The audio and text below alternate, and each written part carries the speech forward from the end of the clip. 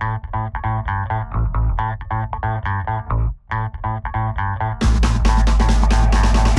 kidding me?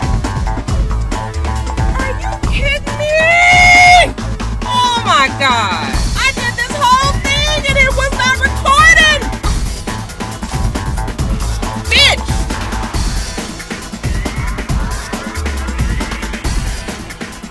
So, I know you guys are sick of me saying that I'm not going to review Basketball Wives, and every week I come up with something else new. So I am really going to try to do this video in 5 minutes. This is going to be like a Basketball Wives in 5 kind of thing. I'm mad because I just did this whole video for about 15 minutes, y'all, and it did not record. So let's try it again. Oh, I'm so mad. Let's get to it, shall we? Okay, you guys, Mika and Jen are having a walk on the boardwalk, and they're just talking about the little blind date situation that Mika and Speedy had set Jen up on. And I was kind of weirded out about that whole thing, that whole blind date situation, because I couldn't figure out how Mika thought she knew enough about Jen to even put her with somebody. But, you know, it was for the show, whatever. But did you guys see how when Jen was telling Evelyn about the date and how Evelyn was kind of just hating on the whole situation? And you know, Evelyn is just really mad because she didn't have no play in that, and that she didn't get to manipulate and control the situation. You know, Evelyn, I don't want Evelyn to hook Jen up with nobody. Evelyn has a problem hooking her own self up. I mean, look at her situation with Chad Ochocinco. Supposedly Chad and Evelyn are not even together no more, and that they're just trying to keep it together for the show. But I never believed that relationship, and I never bought it. I just knew that that was for publicity, and I didn't never believe it. And did you guys check out Jen's earrings in this whole episode? They were the bomb. I loved all her earrings. Did you see the ones, the peacock feather ones that was hanging down, and then the wire ones with the pink and the white beads, and oh, those were fly.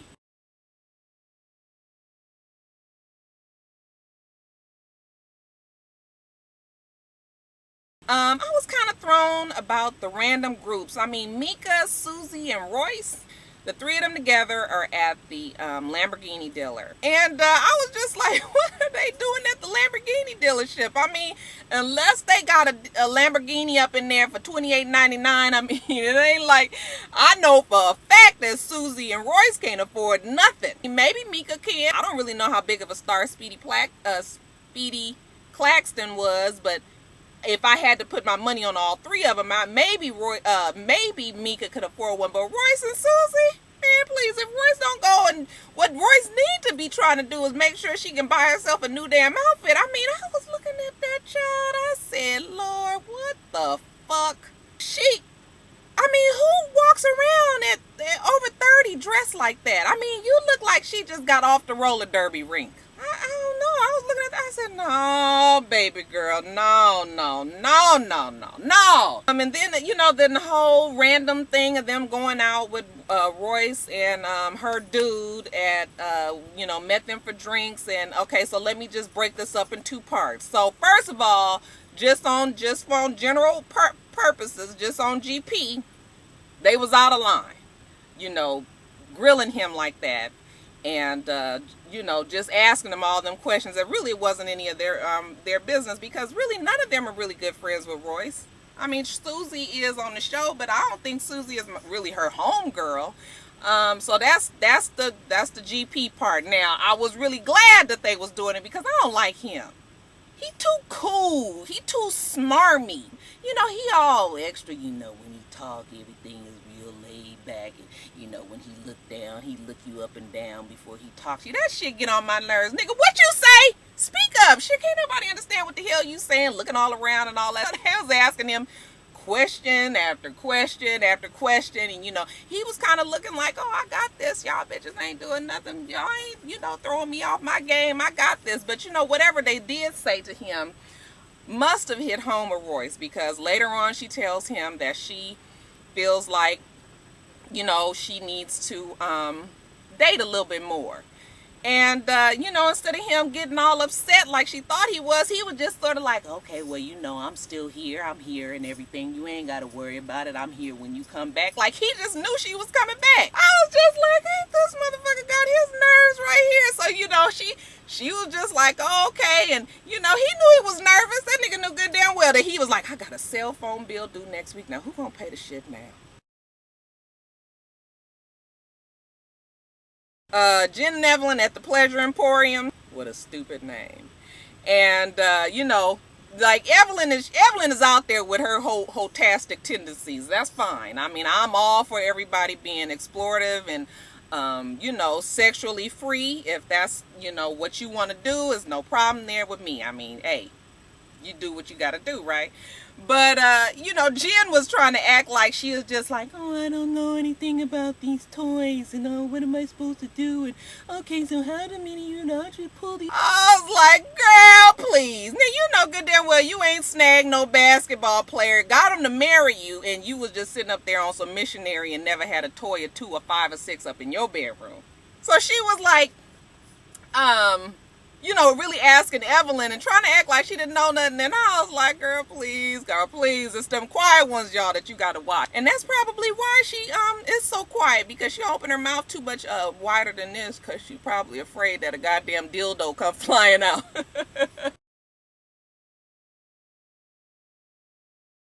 Now, Shawnee tells the girls that they are going to Rome, and everybody's going but Royce. Hey, it's Shawnee's show. Shawnee pays the bills. Royce really need to be glad that she's still on the show, because Shawnee don't like her. That is very clear. So Royce ain't going. And, you know, Tammy is kind of bummed that Royce is not going, because she would really rather not Mika go at all.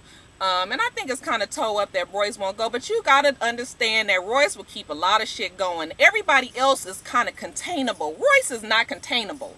You can't control what she's going to say and do. And Shawnee don't need that. And who the fuck want to go on vacation and have to be sitting across from this fool that you can't barely stand for 7 damn days? Royce is out. And did you guys see how Susie just could not wait to run back and tell Royce that she wasn't going? That was some old hatership shit there, y'all. I mean, she was like kind of twisting the knife like, we're all going to Rome and you're not going. And Shawnee didn't invite you. And, you know, we're going to be gone for 7 days. And, you know, everybody is going. And Tammy and Evelyn made up. You know, Royce tried to act like it didn't bother her, but I'm sorry, that bothered her. It bothered her that Tammy and Evelyn made up. It bothered her that she wasn't going on that trip. You know, she was trying to act like, I don't care, you know, I'm gonna help you pack and everything. You know, me and my boo, we got this popping trip planned in Mississippi next that same week. Y'all gonna be gone. So you know what? I want Royce to get back in. Like, it's gotta be strange being the odd man out. You know, I think she reveled in being in the position of all this turmoil and people not talking and everything. But now that everybody is getting along and you're the only one that's not, she's gotta feel left out. Being on this show, if she wants to be back on this show next year, she has got to get it together. She is gonna have to come around some kind of way. You know, I always liked Royce. Like the first season when she came, she was like the average girl that we could relate to. You know, everybody else was on this Hollywood kick.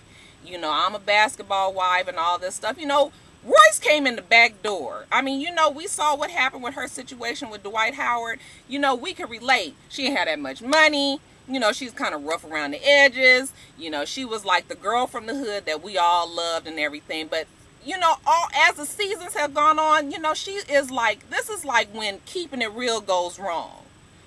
You stand a little too true to the game, Royce. Like, you are a basketball wife now, okay? You are no longer the low man on the totem pole.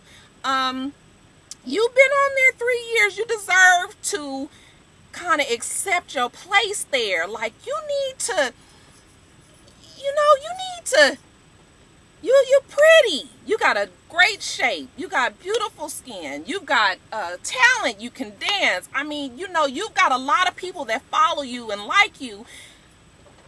You need to not be so, what is the word? I understand about trying to stay true to yourself, trying to keep the hood. Like, I believe you got to have a little bit of hood in your back pocket just in case. You know, it's always important to remember where you came from and everything, but it's just like, you ain't got to be like that no more, Royce. It's like, come on, and let's embrace our newfound place in life. Girl, you can't be walking around looking like that. You can't be doing that. You can't be all like that. While they're in Rome, Tammy is, when they first get there, Tammy is kind of poking at Mika, and I thought it was really funny because Mika was trying to like take the high road or whatever she calls it by not responding. What I really think is that Mika was just uncomfortable that finally everybody is all together and she can't be hiding behind what she said and didn't say and all that. Mika is just, oh, that girl, like, you know, Mika needs to really figure out what she gonna be. Are you gonna be somebody's friend? Are you gonna be the enemy? Are you gonna be the shit starter? Are you gonna be the one that just take a back seat? I mean, every week she's something else. And when they was all at dinner together and they were talking, so this was when it was very obvious that Mika is out of her league. These are the big dogs. These bitches is bitches. They are strong. They got opinions. They say it. She didn't know what to do. I mean, they was talking to her. She was talking all in circles and, you know, not making no sense. And, you know, are you going to be Royce's friend? Are you not going to be her friend? Did you say this about her? Did you not say this about her? You know, and why are you even saying all this to begin with? She couldn't figure out what she wanted to do. And then when the godmama spoke up, you all know Shani the godmama. When the godmama spoke up and just let Mika know that, you know, you talking too much. You shouldn't even have been saying it to begin with. And y'all know Shani don't never speak. Shani be sitting back clocking them dollars like, okay, let's see what this fool say here. When Shani spoke up, it was like Mika was like, let me shut the fuck up, for I don't have a job next year. Lastly, this whole situation with Evelyn and Jen. Okay, so it's allegedly, we're going to find out next week, but allegedly Jennifer said some negative things about Evelyn and Chad Ochocinco's relationship. I know we don't like Evelyn all the time. I know that we, it's raining. I know that we hate the fact that Evelyn just kind of runs everybody and everything. I know that Evelyn can be a bitch. And I know we just been waiting for something to come and just kind of knock Evelyn off her feet. Jennifer is wrong, y'all. Jen is wrong, and she should not have gone on the radio and said anything negative about Chad Ochocinco. Even if we all feel it, even if we all believe it, I think that most of us do believe what she said, but you can't go on the radio saying stuff about your friend's man. If I have a friend who has a man that I don't like, first of all, if she's happy with him, you know what, I can't do nothing about it. I mean, if he's not beating her and he's not abusing her, and I mean, it's really not my place to say anything. You know, and you can't talk about somebody that your friend is about to get married to. This is no longer just boyfriend, girlfriend, or we just fucking, or we just playing around. It's sort of like the same thing as like when you first start dating somebody, you telling all your girlfriends like, girl, his thing was this big, and girl, we was all in the kitchen and we was doing this and we was doing that, and you showing the pictures of, you know, he might have sent you a picture of his thing and you showing your girlfriends and all that. But when it gets to the point where you guys are actually a couple and you guys are now talking about getting married, then you back up off of all of that. You might still talk about how great the sex is, but you done took out all the details. You ain't talking about his dick. You're not showing the pictures of his thing. You know, it's just you got some respect for it. And it's the same thing. Like, she needs to have that respect for that relationship, even if she doesn't like it. And Evelyn's pissed about it, and I think she has every right to. You know, I think she has every right to. But probably what happened was Jennifer was on a radio show. They was asking her questions, and somebody threw out that whole situation. She just kind of spoke off the cuff. I'm sure she's going to learn her lesson from then on. If you can't say nothing nice, then don't say nothing at all. So next week, you guys, we're going to tune in and see if Evelyn gone and slapped them contacts right out of Jen's head. Okay, you guys, so that's it. I am definitely going to do a review next week because, like I said, I want to see what happens with this whole Jen and Evelyn thing. It is raining. I want you guys to rate, and comment and subscribe to my channel. I'm itsrox. My channel is for itsrox. I appreciate everybody that comes and sits and talks with me every week. I'm gonna have some more videos coming up.